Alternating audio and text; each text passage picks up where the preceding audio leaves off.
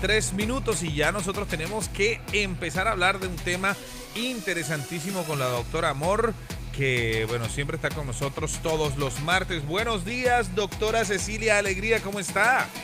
Ay, ¿cómo estás, Juan Carlos? Muy bien, un abrazo para ti, para Karina. Gracias. Y para todo ese público maravilloso de Vida Atlanta. Sé que el caso de hoy no solamente es difícil, complejo, sino muy triste, muy doloroso, y recordemos que hay mucha gente que está en ese momento padeciendo lo mismo. Entonces le pido a los oyentes que presten atención y que si conocen a alguien que esté en una circunstancia similar, le manden un textito y le digan, están hablando de tu casa en Vida Atlanta, para que esa persona sintonice rápido. Es que hoy vamos a hablar de cómo recuperarnos, ¿no? Esa recuperación cuando estamos pasando por situaciones dolorosas. Y bueno, este fue el caso de una persona, le mandó la carta a la doctora Cecilia, sí, y nosotros vamos a estarla leyendo a esta hora. Dice, querida doctora Amor, la escucho todos los martes por Vida Atlanta y me encanta su espacio. Sus consejos son tan pero tan al grano, realistas y basados en la palabra de Dios.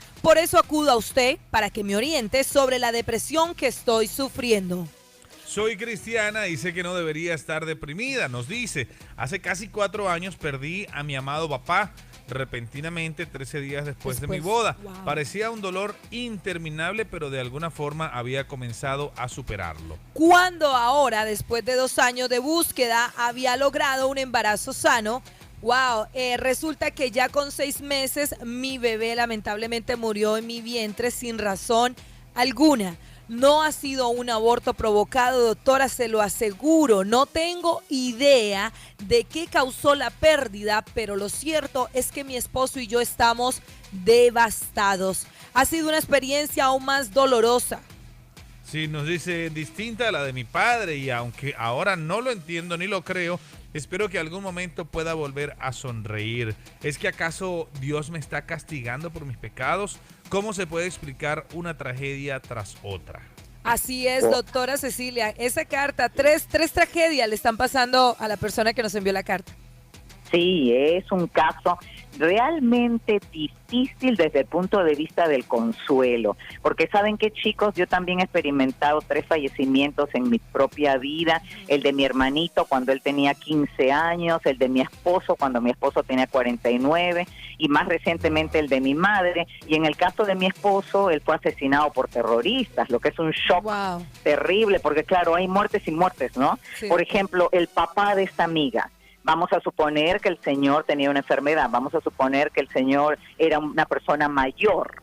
No, ella creo que dice que murió súbitamente, ¿no? Sí, de una forma inesperada, sí, no estaba enfermo. Sí, 13 días después del 13 días después, sí, 13 días después de su boda. Pero él ya tendría cierta edad. Cuando tenemos personas en nuestra vida que ya son mayores, cierta predisposición a aceptar que haya una partida, pero no así con un bebé, y mucho menos con un bebé que está dentro de nuestro vientre, porque ahí sí que uno no lo puede entender. Ella misma dice, no tengo ni idea qué fue lo que causó que mi bebé falleciera en mi vientre cuando ya tenía 6 meses. O sea, ella se había encariñado con ese bebé de una manera tan entrañable. Además, chicos, lo habían estado queriendo por 2 años que ella no había podido quedar encinta, ¿verdad? Así es, doctora, eso dice la carta. Así es. Entonces, su desconsuelo es normal. Y lo primero que quiero decirles es que muchas veces nosotros los cristianos buscamos decirle a nuestras personas amigas o familiares que están padeciendo por un duelo, por un dolor de la pérdida de un ser amado, queremos tratar de animarlos, entre comillas, para que no lloren tanto, para que no sufran tanto, y les decimos cosas como, esto va a pasar, no te preocupes, el Señor se va a encargar de restaurarte, y queremos alentarlos, y está bien, pero la verdad sea dicha, no sirve de nada. Y realmente no sirve de nada. Y realmente la persona que está pasando por esa tragedia le va a decir, oye, pero como tú no estás sintiendo lo que yo estoy pasando, pues por eso me dices esas palabras, y puede llegar a crear más esta persona, ¿cierto, doctora? Y es, entonces lo que tenemos que hacer es llorar con ella, no decirle nada, ir a visitarla, abrazarla, darle el pésame, decirle, quiero que sepas que estoy aquí, estoy a tu lado, cuenta conmigo. Solamente ofrecerle apoyo, ofrecerle amor, ofrecerle respaldo y abrazarla y dejarla llorar en nuestros brazos en el caso de ser un familiar, Por ejemplo, esta chica debe tener otros familiares que podrían en este momento brindarle ese apoyo emocional, o tal vez tiene amistades de la iglesia. Las hermanas de la iglesia en ese momento debieran estar a su lado, simple y llanamente permitiéndole que desahogue. Por ejemplo, en la primera etapa del duelo hay algo que se llama negación y shock. Entonces la persona se pone un poquito hasta loca, podríamos decir en palabra vulgar. ¿Por qué? Porque comienza a decir cosas incoherentes, como por ejemplo puede decir, este es un castigo divino, el Señor me está castigando porque yo he sido mala, entonces comienzan a decir cosas incoherentes. ¿Por qué? Porque el dolor es tan profundo que tienen necesidad de buscar explicación. Entonces las hermanas cristianas en ese momento, en vez de decirles, no, eso es blasfemia, no se te ocurre renegar contra Dios, etcétera, entonces en ese momento simple y llanamente la dejan hablar, que se desahogue, que desfogue, que tenga catarsis, que llore, que tire cosas hacia la pared, que rompa cosas, que haga lo que quiera para desahogar, porque mientras más se le dice a la persona, contrólate, más daño se le hace. Lo primero que quiero dejar claro en estas etapas de pérdida dolorosa es que hay que llorar, y los hombres también, Juan Carlos, porque los hombres con esta cuestión de que no lloran, están realmente destinados a sufrir el doble que las mujeres, porque el llanto es catártico. Entonces hay que permitirse llorar cuanto tiempo sea necesario. Ahora, claro que todo tiene un límite, porque si la persona se dice a sí misma, ok, ya pasó un año, que el año es el tiempo de duelo que yo recomiendo generalmente, los estudios demuestran que al año ya la persona debiera tener interés en volver a vivir plenamente. Si al cabo de un año la persona todavía sigue con esa idea de que no le queda más remedio que seguir llorando el resto de su vida, ahí sí que tenemos que actuar y llamarle la atención, que todo tiene un límite. Pero esta joven acaba de pasar por esto recientemente, ¿verdad? Definitivamente, doctora, son 3 tragedias a la misma vez. El tiempo de desconsuelo es igual, porque son 3 tragedias. ¿Cómo te levantas? Dice ella, me han pasado 3 cosas muy cercanas. ¿Cómo te levantas de 3 cosas, doctora? O sea, también llorando, también sacando esa rabia, o la sanación es diferente. Sí, bueno, si son varias cosas a la vez, entonces aquí la persona se pregunta mucho, se hace preguntas como, ¿por qué a mí? No sé. Y como te decía antes, hasta se puede culpar y decir, seguro Dios me está castigando por algo que hice. En el Antiguo Testamento, hay que diferenciar el Antiguo del Nuevo. En el Antiguo Testamento habían situaciones en las cuales Dios dejaba bien claro que el castigo que era aplicado por un pecado X era un castigo muy doloroso, inclusive de pérdida o de muerte, como fue el caso del rey David, cuando cometió el pecado con Bathsheba, y entonces ese bebé producto, y viene el profeta Natán y les dice que ese bebé va a morir, que esa es la consecuencia del pecado. Pero en el caso de esta joven no parece haber ninguna explicación de ese tipo, porque ella está casada con un hombre bueno, ella no tiene queja de su matrimonio, y este hombre bueno pues también quería el bebé, ¿no es cierto? Entonces esa visión del Antiguo Testamento en realidad ya no aplica, porque desde que Jesús nos enseña el amor que nos tiene el Padre a través de su misericordia, su piedad y su gracia. Fíjense, recordemos más bien lo que el apóstol Pablo dice cuando él se quejaba, entre comillas, de que Dios le había puesto un aguijón en la carne. ¿Se acuerdan lo del aguijón de la carne? Sí, que nadie sabe explicar bien qué cosa era el aguijón, pero que Pablo estaba sufría, porque lo pidió 3 veces al Señor que le removiera el aguijón de la carne. Y luego Pablo escuchó la respuesta de Dios, que le dijo, bástate mi gracia, porque cuando tú eres débil, yo soy fuerte. Y entonces hay momentos en los cuales no vale la pena intentar preguntarse por qué. No hay respuesta. Los designios de Dios son inescrutables.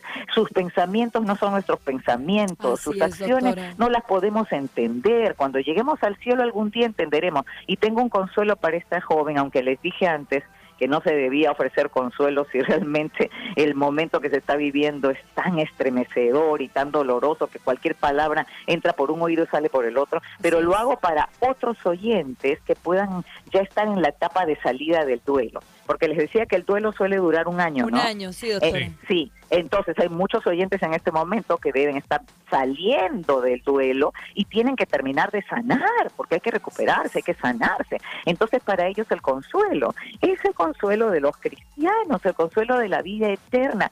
Ese bebé va a reencontrarse con su madre en el cielo. Ella tiene que tener esa certeza, porque los niños, él ni siquiera había logrado nacer, no tienen pecado y entonces están gozosos en los brazos del Padre. Por algo sucedió esto que ella no va a poder entender, pero recordemos lo que nos dice el apóstol Pablo en 1 Corintios 15. Ahí sí que hay un versículo bellísimo, el versículo 54, que dice: y cuando esto corruptible se haya vestido de incorrupción y esto mortal se haya vestido de inmortalidad, entonces se cumplirá la palabra que está escrita: la muerte ha sido devorada por la victoria. ¿Dónde está muerte, tu aguijón? ¿Dónde está Doctora, sepulcro, tu victoria? y por ejemplo, cuando una persona pierde un trabajo o pierde algo material que le duele, obviamente si estuvo trabajando por ello y lo tuvo que perder, de pronto una casa o un trabajo, ¿el duelo es igual o cómo se maneja esa pérdida?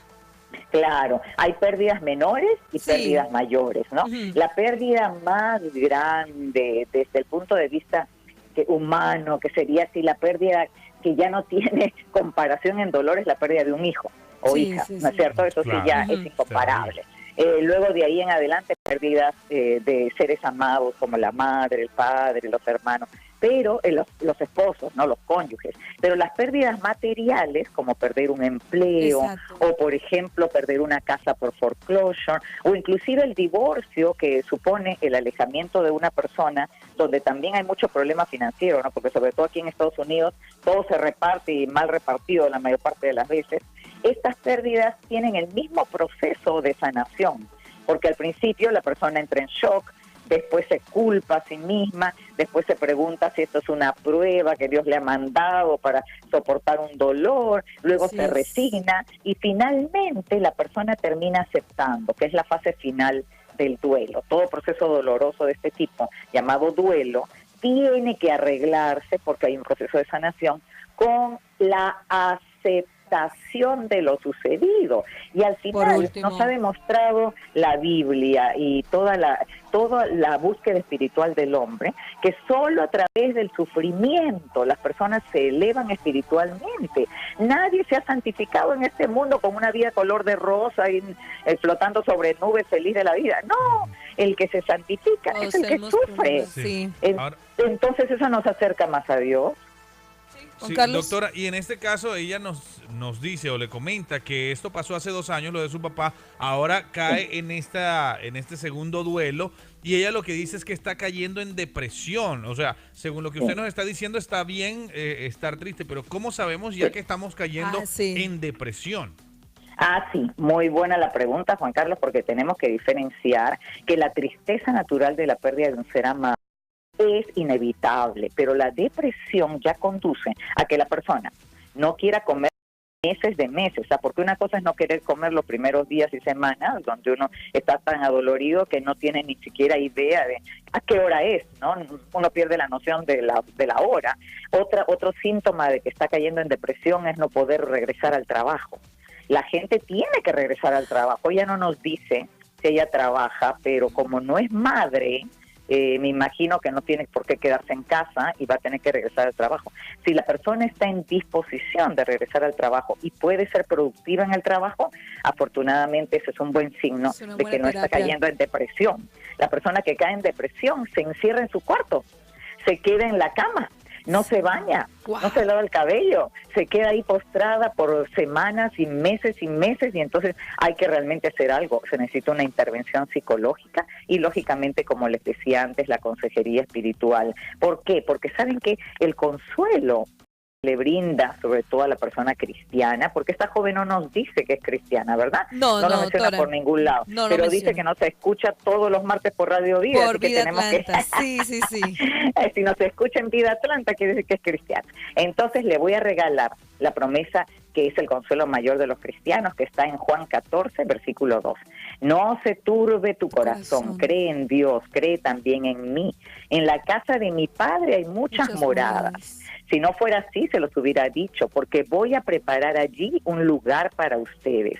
Y si me voy y preparo un lugar para ustedes, vendré otra vez y los llevaré conmigo, porque a donde yo estoy, allí también estarán ustedes. Wow, y eso nos lo dice Jesús, el Hijo de Dios. Así que en esa morada celestial ella se encontrará con su hijita y con su padre. Así que tiene que reanimarse ¿sabes por qué? El último mensaje espiritual que quiero dar, para luego hablar de algunas cositas psicológicas que se pueden recomendar mucho más prácticas, es que la certeza de volver a estar con esos seres queridos nos lleva a contemplar desde la mirada del padre, por ejemplo, el papá de ella, que falleció recientemente también, ¿no?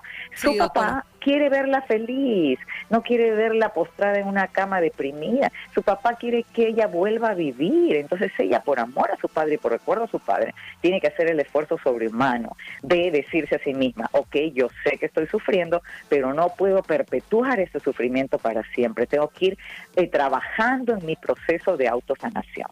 Así es, doctora, ya por último, las 3 etapas del duelo, entonces es el enojo, la siguiente es la resignación. Sí, no tenemos, son 5. Las etapas del duelo, sí. La negación o shock, donde tú dices, no, esto no me pasa a mí, no, esto es imposible, no, esto no está sucediendo. Número 2, la culpa, cuando uno siente que está recibiendo un castigo divino y que entonces está pagando por algo porque Dios se llevó al ser amado. Número 3, la prueba, preguntarse, ¿esta es una prueba de Dios? Como en el caso de Job. Recordemos en el Antiguo Testamento que Job, padeció la prueba más grande que se conoce en la historia, porque todos sus hijos murieron el mismo día. Sí, ¿y cuál fue la respuesta de Dios? De Job, dijo, Dios me los dio y Dios me los quitó. Alabado sea el nombre del Señor. Glorificado. O sea, Job nos dio un ejemplo fabuloso. 4ª etapa, resignación. La persona dice, ya no me queda más remedio, ¿qué le voy a hacer? Esto no tiene explicación. Y la 5ª es la aceptación. Y en el caso del cristiano yo le llamo la aceptación gozosa.